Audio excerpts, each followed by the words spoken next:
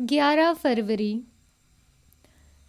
पहला पाठ राजाओं का पहला ग्रंथ, अध्याय 11, पद संख्या 29 से 32, अध्याय 12, पद संख्या 19।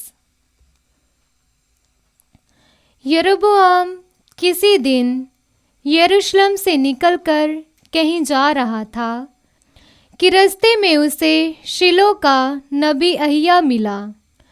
वे दोनों मैदान में अकेले थे। अहिय्याह एक नई चादर पहने हुए था।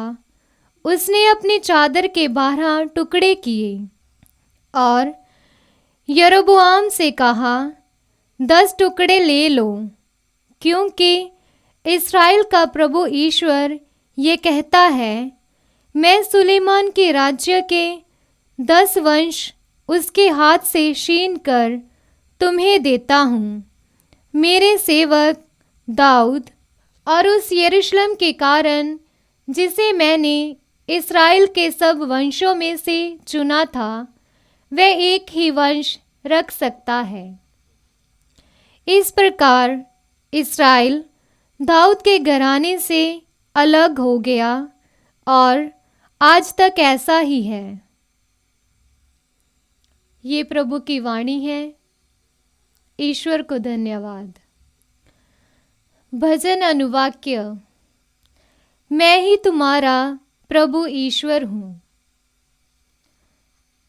तुम्हारे बीच कोई पराया देवता नहीं रहेगा। तुम किसी अन्य देवता की उपासना नहीं करोगे। मैं ही तुम्हारा प्रभु ईश्वर हूँ। मैं तुम्हें मिस्र देश से निकाल लाया।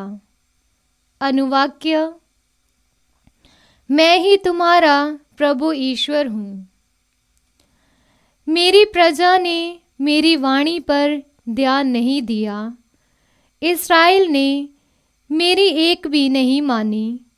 इसलिए मैंने उस हष्टधर्मी प्रजा का परित्याग किया और वह मनमाना आचरण करने लगी। अनुवाक्य। मैं ही तुम्हारा प्रभु ईश्वर हूँ।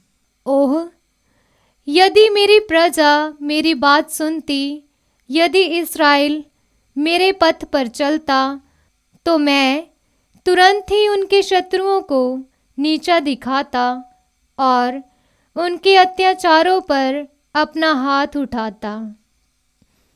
अनुवाक्य।